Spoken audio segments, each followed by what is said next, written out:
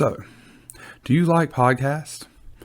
Did you want to ever make your own, but just thought it wasn't for you, that it was too hard? Well, it really isn't that hard if you have the right partners.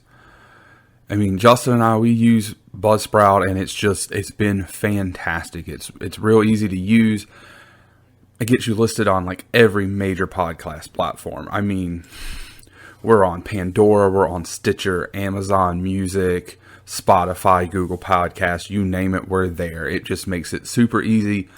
You get these cool looking website that you can customize. You got these awesome audio players that you can just pick up and drop into other websites. It's the easiest way to promote your episodes. It really is. And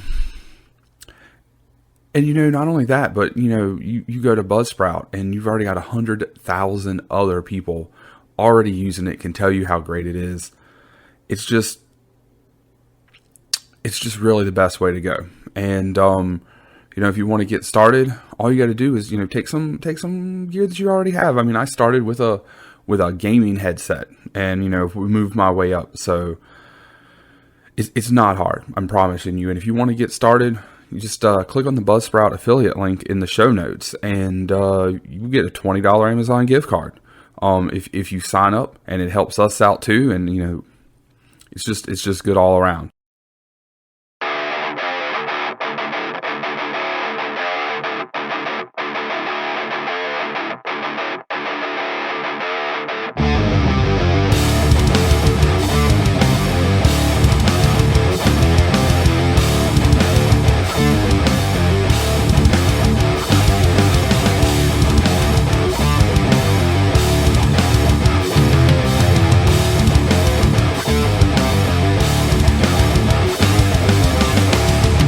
You and I have unfinished business. Oh? And what's so stinking about it? The moment of patriot feeling, spirit to something. I think this just might be my masterpiece.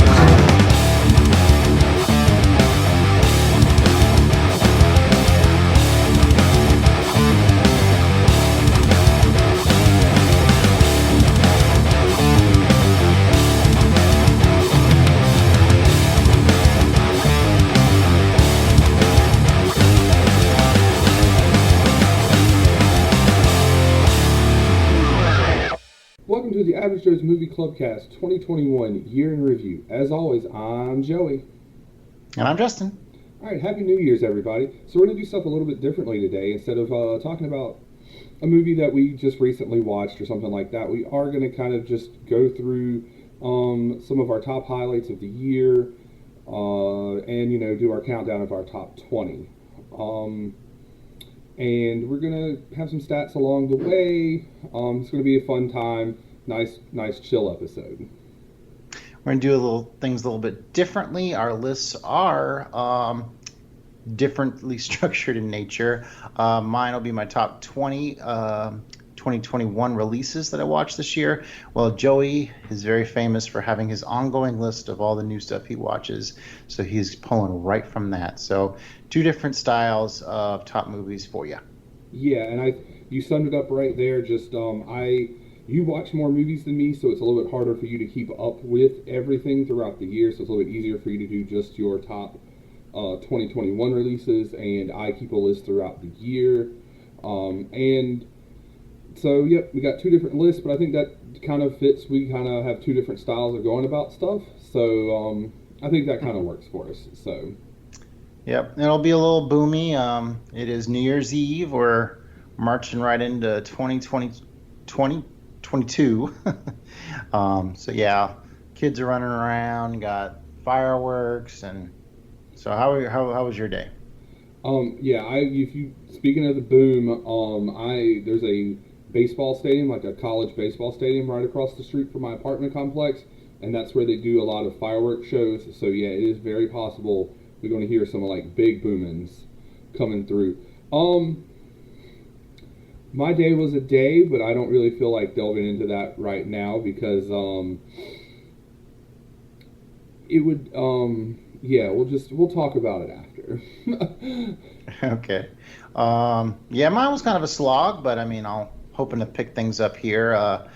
Had to connect some security cameras throughout the house, some new doorbell ringer thing, new printer, new like backyard automatic lighting kind of stuff. So it was a slog of a honey-do list day. So I'm glad to be done with it. I hear you. Well, yes, I had a good day yesterday. I got to see my kid, who I don't get to see very often, and we went to dinner. And I took her to the mall, and she bought some jewelry and a book and a manga. And then we went and took her to get her ears pierced. So yesterday was a fun day. And then of course today we had Alabama won again, and against Cincinnati. And Georgia is playing currently. Hopefully Georgia or Michigan can defeat Alabama, but we'll see. And then, of course, we do have the big movie news of the day. Unfortunately, with the great and iconic Betty White passing away on the last day, about 2.5 weeks before her 100th birthday. Oh my goodness, I hadn't heard yet. Oh yeah, you clearly haven't been on the internet. So yeah, no, she passed away earlier this afternoon. So that's very, very sad. So throw one up.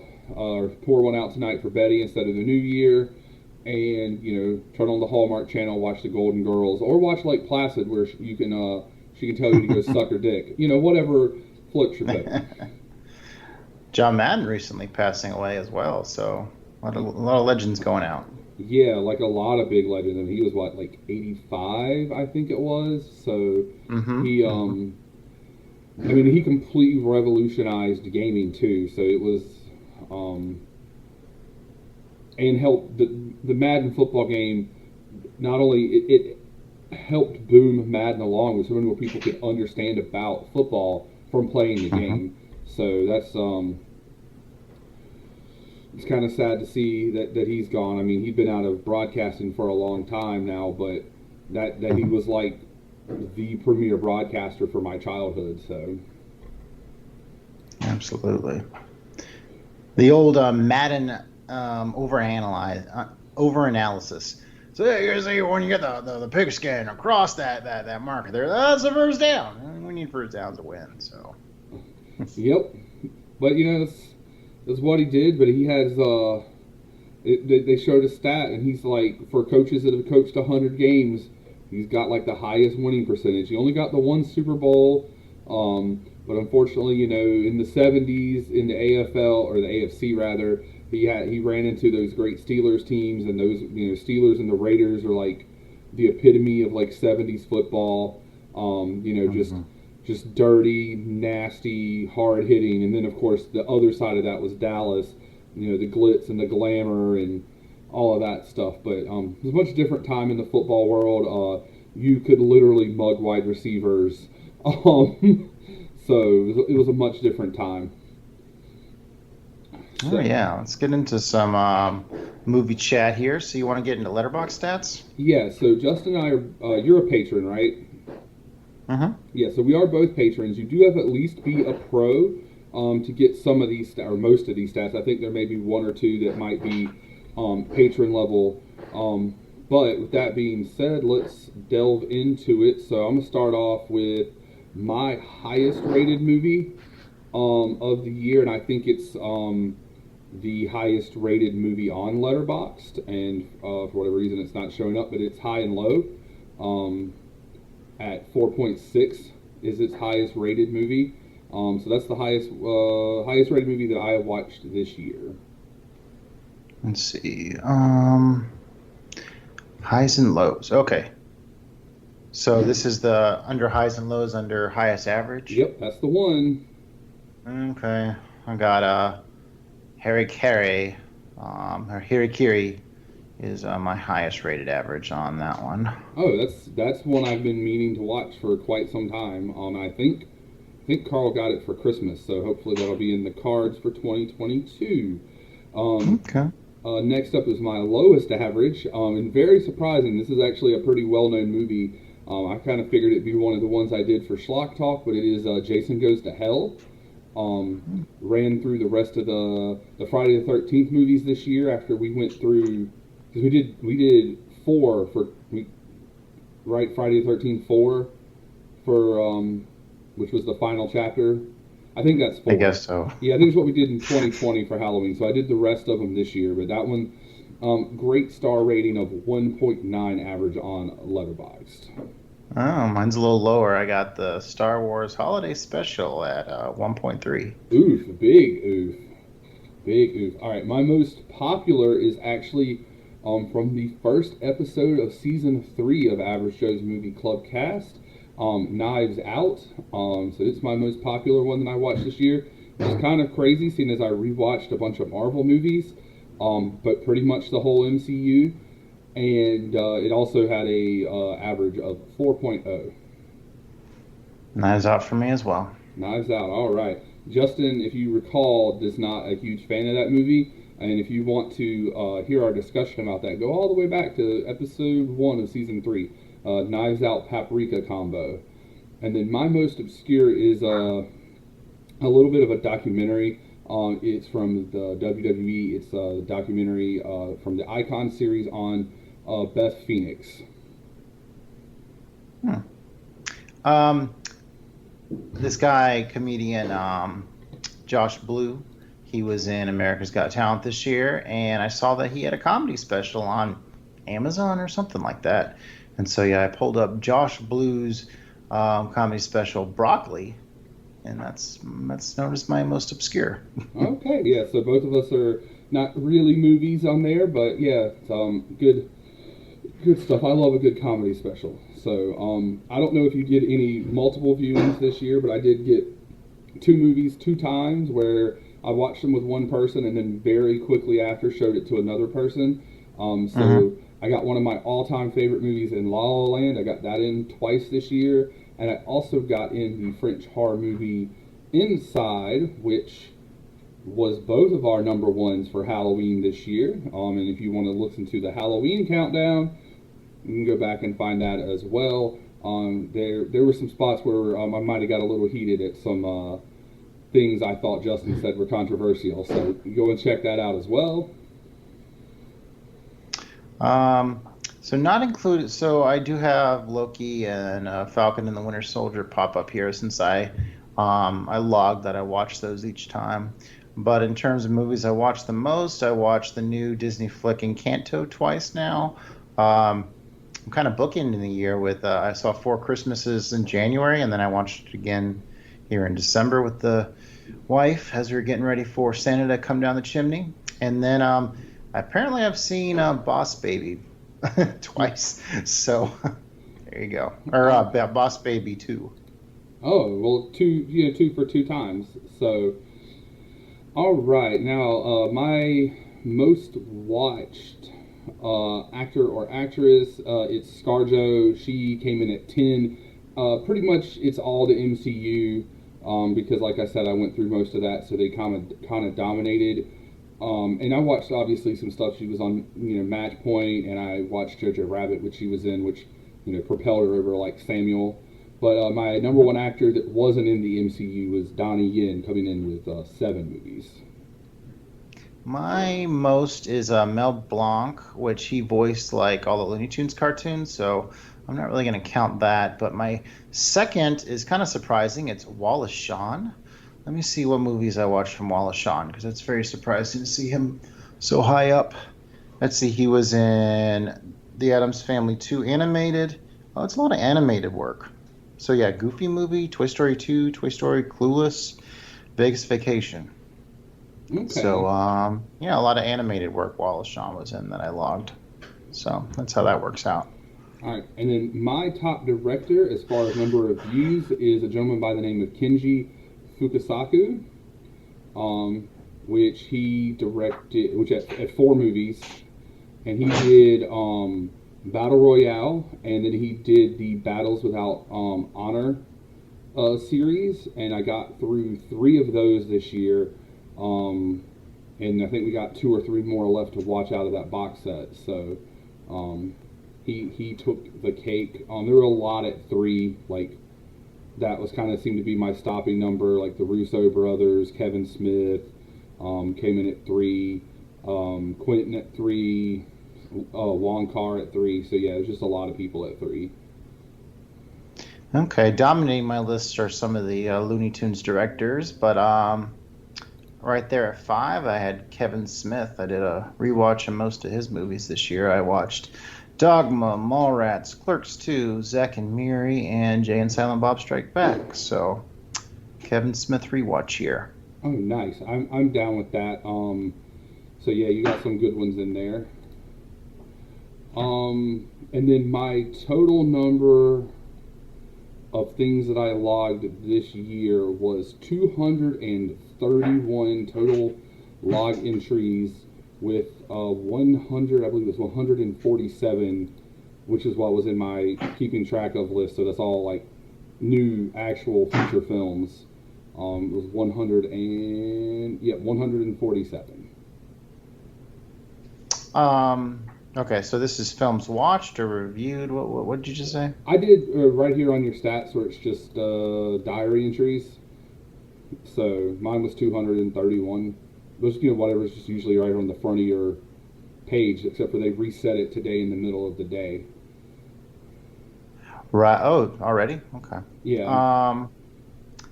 445, I believe it was, for my watches. And wrote reviews for most of that. So, did you say anything else? No, I said how many of mine were new watches because I keep that link, but I know you don't, or keep that list rather. Excuse me. I know you don't really keep up with that the same way. So, and I think that's really going to be it for different stats. How many hours do you have?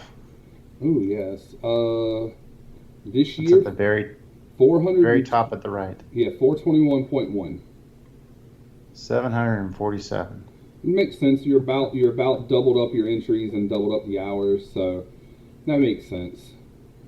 So, I mean, you typically always surpass me, but because I do so much other stuff, and you typically just watch movies. But I think Yep.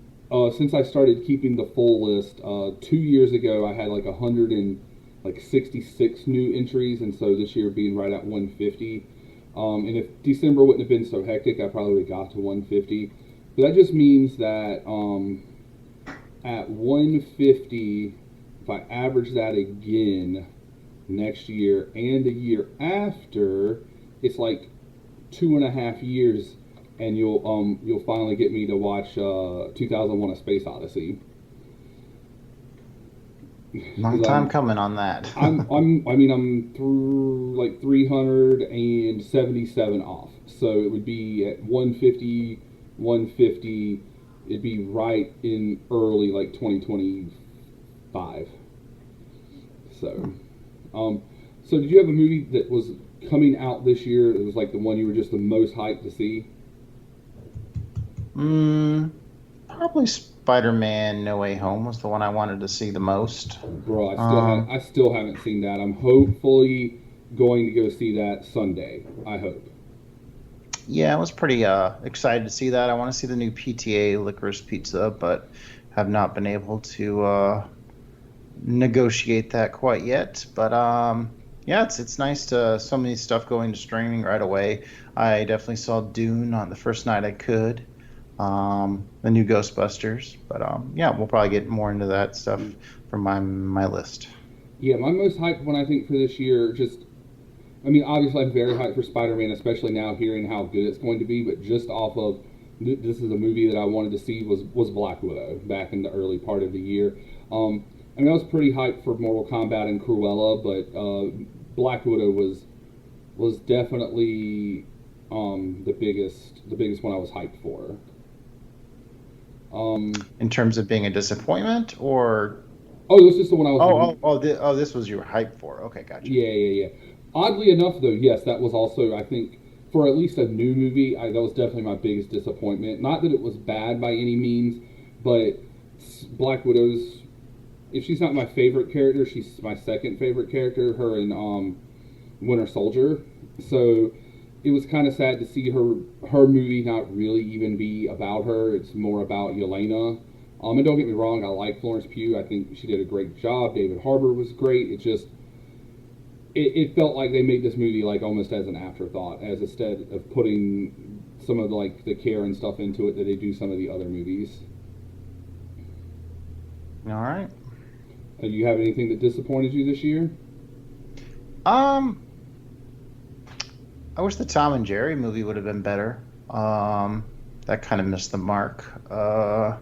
Mortal Kombat was a disappointment.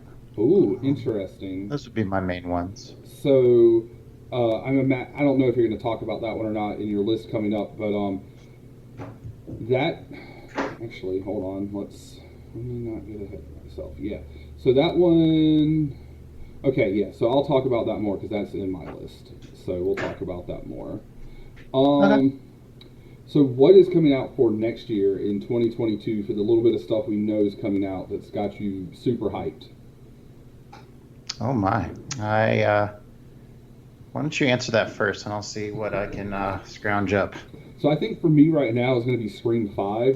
This comes out in just a couple of weeks in the first part of January. I love Scream. That's my favorite horror movie. I really thought they did a good job with Scream 4, and so I'm really interested to see where they're going to go in Scream 5. I know there's something else, and I should have wrote it down or whatever, and I was like, no, there's this other one, and I am completely blanking on what it could be, because I know all the Marvel stuff got pushed back, but it was something that wasn't Marvel. And now I can't put my fingers on it. But so for right now, definitely Scream 5. Right on. Let's see here. Definitely curious to see the Multiverse of Madness, and then that new Batman flick. Might be pretty sweet. So yeah, it definitely has potential. Matt Reeves makes some decent movies. Probably we talk about him in a few minutes anyway.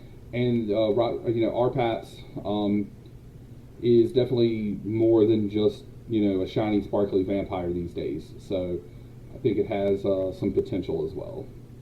Ooh, a new Guy Ritchie movie coming out, Operation Fortune. It's always a fun time. Yeah, and we just had like 2 Ridley Scott movies come out in the end of this year. So at some point I'll get to watch those next year, but. All right. That being said, we are going to go into our 2 different top 20 lists. Okay. I'm just going to do like a quick rundown from 20 to 11. Anything that stands out that any honorable mentions. So I had Godzilla and Kong at 25, Cruella at 26. Those were a couple of big launch movies from this year that I thought were pretty decent. And I think really just for honorable mentions, that's probably going to be it, just looking at the rest of my list here. So at number 20, I had Rise of the Planet of the Apes, and also at 18 was Dawn of the Planet of the Apes, so the 2 of the 3 movies from that trilogy, I finally got around to watching them. I enjoyed them both a lot more than the third one. I felt the third one just had not as good of an ending. 19, not to skip that, is not really a movie, but it was Hamilton, and that was a hell of a lot of fun to sit through and enjoy. All the music was great. I love history. 17 was Mortal Kombat, which we were just kind of talking about. So you said you were disappointed in that. Was that because there was no actual tournament? Because all the fighting was like kind of leading into a tournament? From what I remember the beginning being pretty awesome, but then just the story I think lost me with this whole like the chosen ones had like the dragon mark, and we're following a guy that we think is going to be Scorpion, but he's not really Scorpion, and Scorpion's descendant or whatever. Yeah, I could see that. I know it was very mixed. I thought the action in it was great, because let's be real, we're not really coming to Mortal Kombat for story. We're coming for action. And Homeboy from the Raid, or the Night Comes For Us, or both, who was Sub-Zero and is going to be Noob Saibot, is fantastic. So I enjoyed it. 16 was the Maltese Falcon, and I'm pretty sure that was a Season 3 episode for us as well. Mm-hmm. 15, we're going to go with Onward. That one stayed real high on my list, which I was still real high. I mean, 15 out of 147. It was in the top 10 for a long time. Star-Lord and Spider-Man, always great together anyway. So, and it's D&D themed and all that good stuff. So it was a lot of fun. 14, which I watched after our Halloween special, which was the Witch. And I freaking loved it. Kind of wish I'd watched it and we talked about it on the special, but just if you want like kind of a psychological horror movie, it's very simple. There's not a lot of effects and that kind of stuff. That's the one for sure. It definitely got me excited for The Lighthouse because Carl kept telling me he didn't know if he didn't think I would like it, and he was like, if you like The Witch, you might. So we finally got around to watching that. 13, which we've already mentioned, was Inside. That movie's brutal, bruh. 12 is Shang-Chi. And that was just a great, fun Marvel action movie. Watched it on D Plus once it came out, off of the paywall. A lot of fun. Aquafina was great. She was really funny. And then 11 is from War Kong Y, As Tears Go By. So that's my 20 to 11.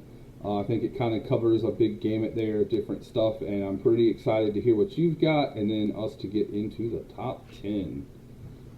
All right, so my number 20 is Black Widow. I had a lot of fun watching that. A lot of this stuff, I compile this as the year goes by, so sometimes I do flip-flopping, so maybe even after this I would flip-flop some stuff, but yep, right now Black Widow at 20.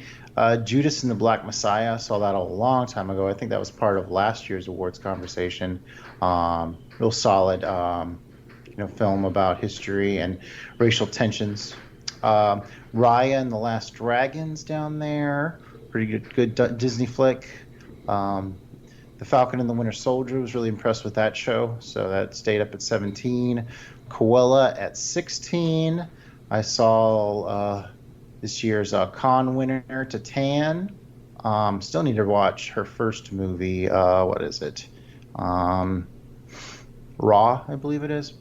At 14, I have Venom and Carnage. Had a lot of fun watching that in theater. Lamb, one of the weirder A24 films from this year. I had a lot of conversation around it. I really enjoyed Malcolm and Marie, which was kind of more of a theatrical or theater piece done on film. Real good acting there from Washington and what's her name? Zendaya. And Halloween Kills at 11. Okay, yeah. Very interesting to see where we stood on some of those things where, obviously anybody who listened to the Halloween special knows that we do not agree on Halloween Kills. That's actually, near my bottom of my list. Black Widow is in the middle. Like I said, I like it. It just wasn't what I thought it was going to be. And then to see you put Falcon and Winter Soldier, I wasn't sure if you were going to include those or not. If I had included those, this might look a little different, but I loved Falcon and Winter Soldier. I thought it was fantastic. It was my favorite of I've only watched 3 of the 4 Disney or Marvel shows that came out this year, but it was my favorite of the 3 I've watched. So, other notable movies below that, I'll just shout out real quick. I saw the Suicide Squad. I saw Luca. I saw Old. I saw Saint Maud. I saw Eternals. No Time to Die. Free Guy. A Quiet Place 2. So, yeah, all in all, I watched 47 movies with the newest Home Alone being at the very bottom. Ooh, my very bottom of this year is an old movie. Is Sallow, or 120 Days in Sodom. You didn't enjoy that? That's a good shit-eating time. Yeah. I feel like that's Shooter McGavin's favorite movie. But no, it just, even from the artistic merit of it, how it's shot and the message it's supposed to be purveying and all of that. No, I never want to see that again, just ever. So that being said, let's get into the creme de la creme. Our top 10, we are going to just kind of alternate. We'll talk about our movies here a little bit more in depth if we desire. I do have one interesting trend that I noticed this year. So normally there would be a lot of Japanese movies in my top 20. There are no Japanese movies in my top 20.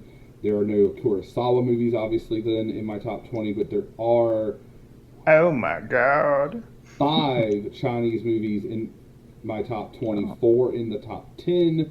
If we extend it out to the top 25, there's like 3 Japanese movies, but just something I thought was interesting to note.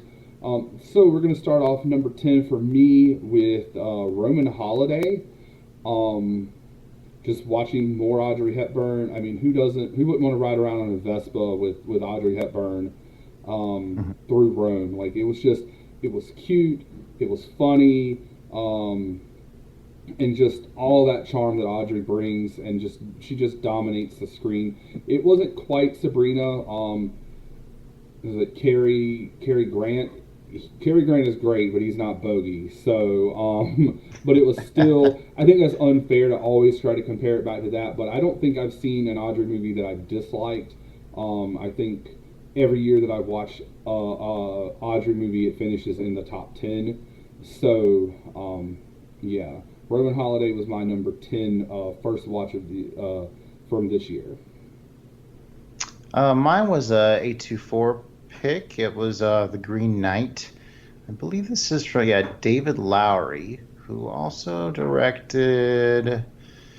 Boop, boop, boop, boop. He's the one behind A Ghost Story. So I've heard good stuff about The Green Knight. I definitely want to see that. That stars Dave Patel, and it's more of a grounded fantasy take on kind of the legend story of medieval folklore. I guess if you're more familiar with the stories of Camelot, you might have an idea of what The Green Knight might be about. But there's some surrealistic elements, some cool fantasy stuff in there, gorgeous cinematography, but the fact that there's a little Last Temptation in Christ mixed in there as well, spoiler, made that one quite the delight, and took a few minutes to get my head around, but I enjoyed it once I did. Nice. Like I said, that's on the list of stuff from this year that I have not seen yet to watch. So, I actually purchased that one because it was like $10 for the 4K, and I thought I was getting a steelbook. Didn't come in a steelbook, but nonetheless, it got it on disc. Well, there you go. You gotta keep buying stuff. You can get cool collector's editions like Midsummer and all that stuff. Yeah. So number 9 for me is Ip Man 2, starring Donnie Yen, and that will be not the last time you hear his name in this top 10. So it is it's the continuation of the Ip Man story of the guy who trained Bruce Lee. If you want crazy badass fight scenes, I mean, that's what you're there for. It's directed by Wilson Yip. That's kind of the dream team, Wilson Yip and Donnie Yen. And then, if I'm not mistaken, which I don't have it on here, but it also had the really good choreographer, which also is usually sometimes Donnie Yen as well. So, but no, it's just absurd kung fu movie. That's all I got. It's Wilson Yip and Donnie Yen, and as all of my reviews say, bow down to Donnie motherfucking Yen. So that's what I got for you. All right, my number 9 is Denis Villeneuve's Dune, Part 1. Saw that on the HBO Max. Really good epic. Love the epic music. The only thing about it is, I mean, I've seen David Lynch's Dune, so like pretty much everything that happens in this movie pretty much happens in David Lynch's Dune up to a point. So it was cool seeing some of the different nuances of it and seeing it through kind of a different lens. I still haven't seen that documentary that Jodorowsky did about, or that was done about Jodorowsky's concept for Dune.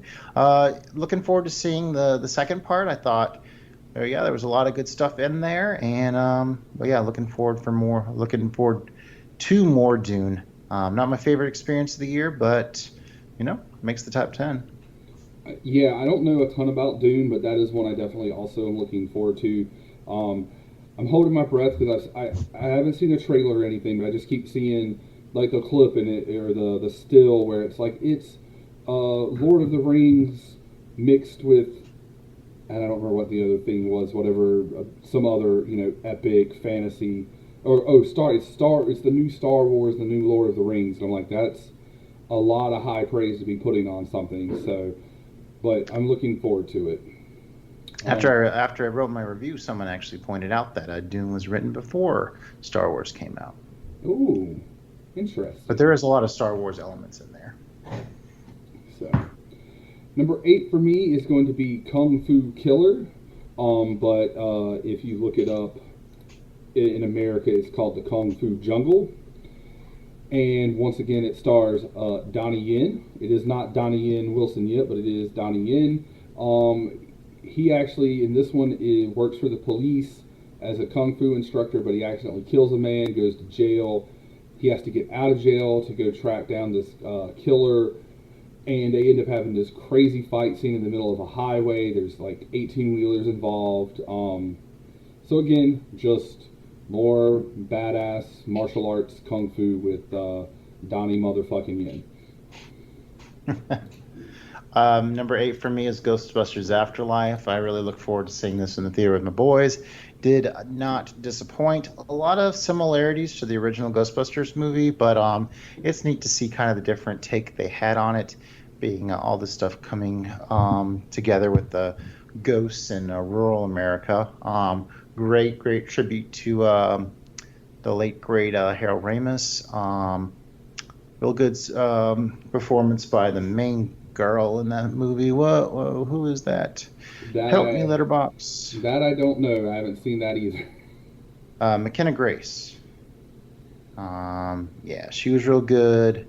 Let's see, Finn Wolfhard. Is that the guy from Stranger Things? Yes, that is Mike from Mike from Stranger Things. I can't believe he got top billing on Letterboxd for this. What a crock. Should definitely be. I mean, he's pretty well known because he was also in It. So. Yep. If it's an '80s related thing, usually they try to round him up for that. It was emotional. Like it got my heartstrings, but at the same time, it didn't. I don't want to say it felt forced, but I enjoyed it, but probably not as much as I probably would have liked to. I gotcha. It's fair. I think I did see like a clip of that on like Ellen one day or at work or something. It definitely, I don't have all the fuzzy memories of Ghostbusters from growing up, but it definitely looked like it was, it'd at least be worth watching. So really cool chase with the Ecto one, and what was another? Oh yeah, the little marshmallow men that pop up and decide to roast each other in Walmarts. Quite fun. That sounds like a good time. All right, so number 7 for me. We're gonna stay in the country of China for a third time. I told you there were 4 of them in the top 10. This one is from Wong Kar-wai. This is Fallen Angels. Yeah, so I did get the WKW box set back in the first part of the year. I wanted to get through more of it, but I got through a few. And I think Mr. Wong Kar-wai is definitely going to be, he's moving up my favorite directors list. This one is definitely a movie that is all style over substance. It's just shot very well. It's really cool. I mean, you do have there's a decent, interesting story going on with like the hitman and trying to get out of being a hitman, and the whole thing where people clean the rooms and they never interact. So it still had charm to it. It's not quite Chun King, but I mean, I think that's his kind of magnus opus. But it was great. If you've got a chance to watch it, I definitely recommend Fallen Angels. My 7 recently hit Disney Plus. It's Encanto. It is the newest Disney princess animated musical, and I've seen it twice, and I had my toes tapping throughout. It's actually better to watch it on Disney Plus now with subtitles, because the whole last song is in Spanish, and there's actually a metaphor in there that you really don't pick up on as much as if you're not looking at those subtitles and seeing what the lyrics in Spanish are about. So very interesting there. Super lively, fun flick with great music. Reminded me a lot of Moana and Frozen. And I would say of the three, I kind of like this one the best, at least for now. Nice. I actually still need to see Moana as well. So I'm a little bit behind on Disney, but I don't watch all of them. I watch some here and there, so I'll get around to it. Number 6 for me is going to be the first one of a podcast movie in the top 10. Okay. Back in the PTA episode where we had our buddy from Cinematic Underdogs on. Shout out to them. This is Inherent Vice. So as Justin likes to say, I like my noirs, and this is a neo-noir, but I mean, you got a great cast. You got Joaquin and Josh Brolin. Owen Wilson's in it, Reese Witherspoon, Benicio del Toro. Like, it's just this loaded up cast. And I'm pretty sure this was my intro to Paul. No, I'd already seen Boogie Nights. You said you saw There Be Blood and yeah, There Will Be Blood a while ago back. Yeah, and There Will Be Blood. I couldn't remember what all he had done. I was pulling it up as we spoke, but yeah. So it was definitely different than both of those. I haven't seen Boogie Nights in a long time. I should definitely rewatch that. But based off of the power and Inherent Vice, I definitely want to check out Licorice Pizza, which I know you mentioned a little while ago. But if you want a very kind of like gritty whodunit, lots of great camera shots and some mind fuckery, Inherent Vice is definitely the way to go. All right, my number 6 is Spider-Man No Way Home. Yeah, a lot of anticipation to finally see this, and it lived it up for the most part. I would say my only disappointment with it was there wasn't that many surprises that I wasn't expecting. There could have been even more, I thought, but for what they did give us, it was very satisfactory. I guess I won't go into spoilers here, but seeing a lot of the past come back to back to the surface, and see Tom Holland's story move forward, and what's going to happen next. I mean, he says he wants to retire from acting for a while, so I'll be curious to see what happens next from the webhead, what direction they might take that. I know we have a new Spider-Verse coming out next year, so looking forward to that. Spider-Man. Oh, I cannot wait to see this movie finally, so I can stop trying to avoid spoilers. Like, oh my god. All right, so now we're getting into the top 5, and this will be my last movie from China and my last movie with Donnie motherfucking Yen. This one is Iron Monkey, directed by Yuen Wu Ping, which is the. Of course it is.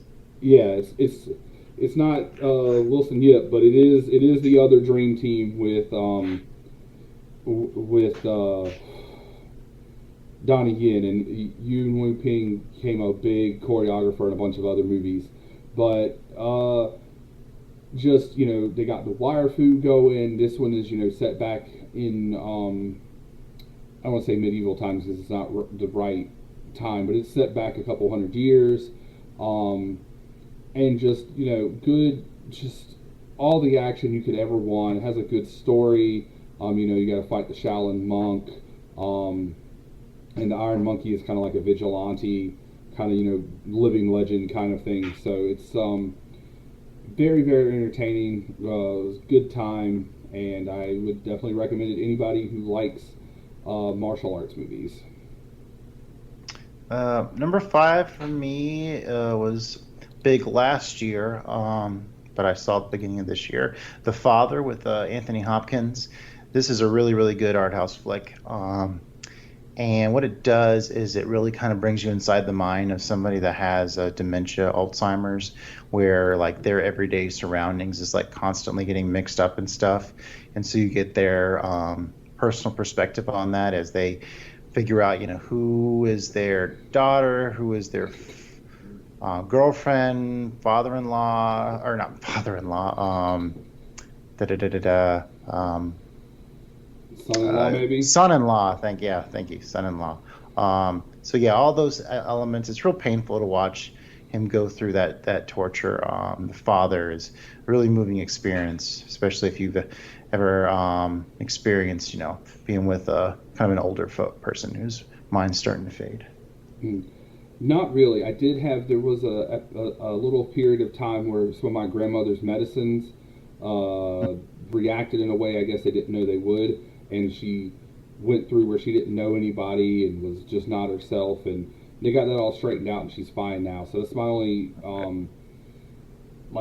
experience with that, but it was very heartbreaking. So I could only imagine going through it completely. And I guess you bring that up, and that was kind of the whole thing in Rise of the Planet of the Apes, where the ape virus ended up coming from was trying to reverse. James Franco was trying to reverse his father's Alzheimer's, so kind of tie that back there. Okay. Number 4, and this is definitely this is definitely not a good movie, but it's a lot of fun. It's real out there. That's Repo, the genetic opera. I don't know if you've seen that one. Heard of it, I haven't seen it. It's very, very gothic. Like Sarah Brightman's in it. Anthony Stewart Head from Buffy the Vampire Slayer is in it. This person named Paris Hilton, you might have heard of it. She's in it, but she doesn't have to act. She just plays a spoiled rich brat, so it works itself out. But it's the premise is that people are really into body mods and transplants and stuff. But if you can't pay your loan, people will come out and repossess the organs, and so repo, and that's what Anthony Stewart's head is he's one of the repo guys. But lots of good music, and it's gory and it's silly, but it's a lot of fun, especially if you kind of know that going in. If you think it's going to be something serious because it's got the words opera on it, you are barking up the wrong tree. Okay. Number 4 was a big surprise. This was the first one I actually legitimately had at number 1 for quite a while. That would be Zack Snyder's Justice League. Enjoyed watching that quite a bit when it popped down on HBO Max. And I wasn't against the original Justice League. It definitely had its faults, but this one was so much more the vision. It was clearly trying to be. And it built up and had a lot of good stuff in there. Very entertaining. You haven't seen this one yet, have you? No, I have not. I saw the original. It was very okay, and I understand that this is supposedly a lot different, but it's 800 hours long. So I just don't know if I care enough to sit back through it. Maybe at some point I will, but just right now it's not really doing anything for me. So it's such a different experience. You gotta check it out. One day. So all right, now we're getting into the really nitty gritty. Number 3, this is a Steven Soderbergh film, and this is Logan Lucky. Oh wow. AKA Ocean 7-Eleven. Pretty sure it's the role that got Daniel Craig his role as the detective in Knives Out with his crazy, ridiculous accent. Crazy star-studded cast. As I already mentioned, Daniel Craig. You got Channing Tatum, Adam Driver, Katie Holmes, Dwight Yoakam, Sebastian Stan. Shout out Winter Soldier. Hilary Swank. You name it, they're there. And it's about a heist at the Coca-Cola 600. From these redneck boys that are in the mountains of Virginia driving down to Charlotte. So it's a lot of fun, especially if you like Ocean's 11 style movies. Definitely go check it out. All right. Number 3 is one that I had at number 1 for a little while. Surprised the heck out of me. I saw Ron's Gone Wrong in the theater, and man, this really got me emotionally. Looking at it on the surface, it kind of looks like Big Hero 6 meets, some movie kind of preaching about, modern technology kind of being bad. But there's a real heartfelt story about like having something that's not like the best, but then making the most of that. And so funny. Zach Galifianakis plays the little robot, and it's just so like I was busting out laughing the entire time because all the little quirks that this thing would do, jam packed with laughs and heartfelt. And the third act slump, I was like, gosh, is this really gonna maintain through the end? And then yeah, at the end it still had my interest quite peaked, quite emotionally tapped. And Ron's Gone Wrong, you can find it on D+. I'd highly recommend it. I've never even heard of that one, so I'll definitely have to be on the lookout.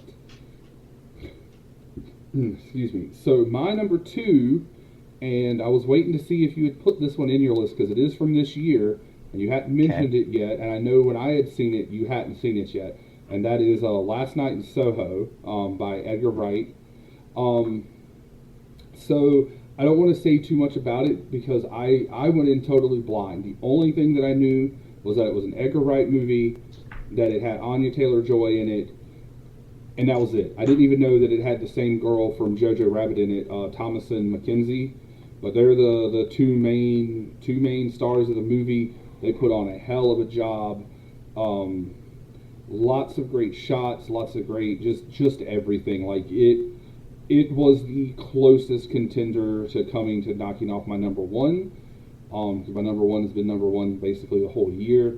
So yeah, I can't recommend. It should be on like every renting streaming service probably now. You probably can get it physically as well, I'm sure. So Last Night in Soho, highly recommend. Still need to watch that along with the Matrix 4, which I've dabbled in the last 2 nights, and it's giving me a headache, and I gotta hopefully try to finish that up tonight. All right, my number 2 is let's get political now. Don't Look Up from Adam McKay is a satire in the spirit of Dr. Strangelove about basically a comet destined to hit Earth, and it's gonna destroy the world. And so what is our modern society going to think and act and do about that? And, if you want to think back to, what our opinions on global warming and COVID-19, I mean, it all kind of gets splashed back in our face here with this little satire starring Jennifer Lawrence, Leonardo DiCaprio, Meryl Streep, Jonah Hill, Cate Blanchett, Timothy Chalamet, Tyler Perry, Ron Perlman. Huge star-studded cast, and wickedly funny in all the wrong ways, because it's also really scary to think of how just to take an instance, you have these 2 scientists that are like, a comet is going to hit the world and we're all going to die, and they go on like a morning television show and they're like, all right, this is a science segment, so keep it light and here we go, and they're like, you have no idea what we're about to tell you. And yeah, it's a riot. You can see it on Netflix now. I was about to say that's the new Netflix, right, that just came out. Mm-hmm. Excellent. Same guy that did Vice and The Big Short. So a lot of people don't like his explainy pants kind of nature, but I think he does things very informative in an entertaining way. And like I said, I love laughing at ourselves, and I don't mind that too much. I'm not. I'm not beyond that. Excellent. Alrighty, here we go. Number 1. So, mentioned this one a little bit earlier. This goes all the way back to the season 3 premiere of Average Joe's Movie Clubcast. Yep, and I knew that would be Justin's response. He is just facepalm. It is 2019's Whodunit thriller by Ryan Johnson. That is Knives Out. Boy, nothing outside of Last Night at Soho came close this year to touching this. I loved everything about it. The crazy cast, it was hilarious. I love Whodunit, and this is a hell of a Whodunit. I mean, you got Daniel Craig, Chris Evans, Ana de Armas. So she also then teamed up with Daniel Craig again this year. You got Jamie Lee Curtis, Michael Shannon, Don Johnson, Toni Collette. Like the cast list is absurd. Joseph Gordon-Levitt's even in it for a little bit. Like, yeah, no, this is a fantastic movie. I super loved it. glad we rolled that first, but it held out. I watched 147 movies. This I kept a track. It defended 136 times. I watched a movie after this one, and it did not go down for the count. So, hell yeah, Knives Out. Go check out the episode where we talk about it, where me and Justin probably argue about it, and go check it out for yourself. Tell me if I'm right or if Justin's right, or we're somewhere in the middle. I'm sure most people say you're right, because I'm the lone one that likes to talk down to that one or brush it off. I don't know. All right, my number one. Let me put on my little art house cap, and The French Dispatch by Wes Anderson. It was so cool to see a new Wes Anderson and basically see like what he's done in animation almost come to life in live action form.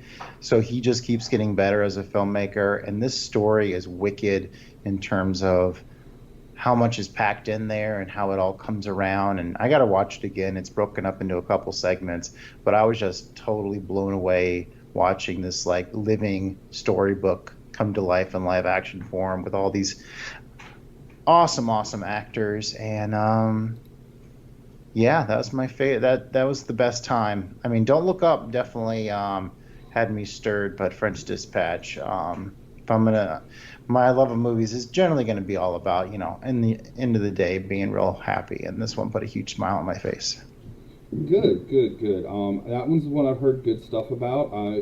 My verdict for Wes Anderson is still out. I haven't seen very much of him, but it's definitely one I wanted to check out. And then that J-Law Leo movie also, because it's J-Law and Leo. Check that out. I think we both had a pretty good year in movies.